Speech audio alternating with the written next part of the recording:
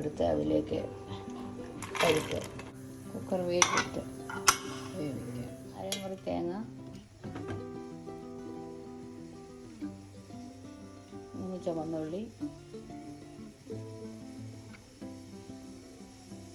2 വെളുത്തുള്ളി, അതിലേക്ക് 1/2 ടീസ്പൂൺ മഞ്ഞൾപ്പൊടി, 1/2 ടീസ്പൂൺ ജീരകം, 1/4 ടീസ്പൂൺ എരിവുള്ള മുളക് പൊടി,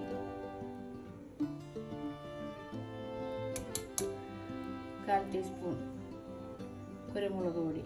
ഇത്രയും ചേർത്ത് നല്ലതുപോലെ പേസ്റ്റായിട്ട് അരച്ചെടുക്കാം.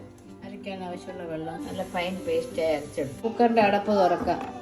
അരിപ്പൊക്കെ നമ്മൾ ഒരു ബൗളിലോട്ട് മാറ്റിയിട്ടുണ്ട്. ചൂടാകുമ്പോൾ ഏകദേശം 1 ടേബിൾ സ്പൂൺ വെളിച്ചെണ്ണ ഇടും.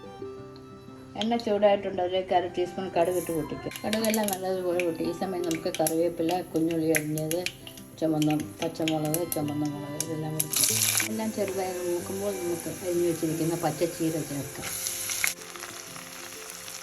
അതോടൊപ്പം ചെറുതായി നമുക്ക് 1/2 ടീസ്പൂൺ ഉപ്പും കൂടെ ചേർത്ത് നല്ലതുപോലെ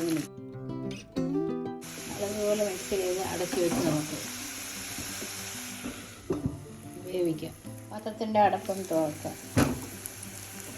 ചീരയൊക്കെ നല്ലതുപോലെ വെന്തിട്ടുണ്ട്. ഈ സമയം നമുക്ക് പരിപ്പ് ചേർത്ത് നന്നായി മിക്സ് ചെയ്യും. പച്ചച്ചീരയും ഡാലും എല്ലാം ഒരുവിധം വെന്തിട്ടുണ്ട്. ഈ സമയം നമുക്ക് അരച്ച് വെച്ചിരിക്കുന്ന അരപ്പ് ചേർക്കാം.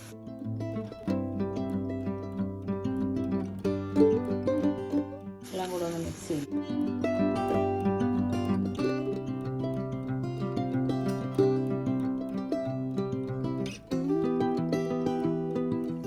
ഒഴികെ വെള്ളം കൂടെ ഒഴിക്കും. എല്ലാം കൂടെ നന്നായി ഒന്ന് മിക്സ് ചെയ്ത ശേഷം നമുക്ക് അടച്ചു വെച്ചൊന്ന് വേവിക്കാം.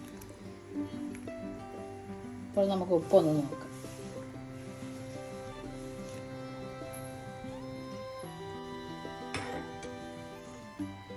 അര ടീസ്പൂൺ ഉപ്പും കൂടെ ചേർക്കാം. തിള വരുന്നവരെ അടച്ചു വെച്ച് വേവിക്കാം. ഇളക്കി കൊടുക്കാം. എല്ലാം നല്ലതുപോലെ തിളച്ച് ഈ സമയം നമുക്ക് 1 തണ്ട് കറിവേപ്പിലയും 1 ടീസ്പൂൺ വെളിച്ചെണ്ണയും കൂടെ ഒഴിക്കാം.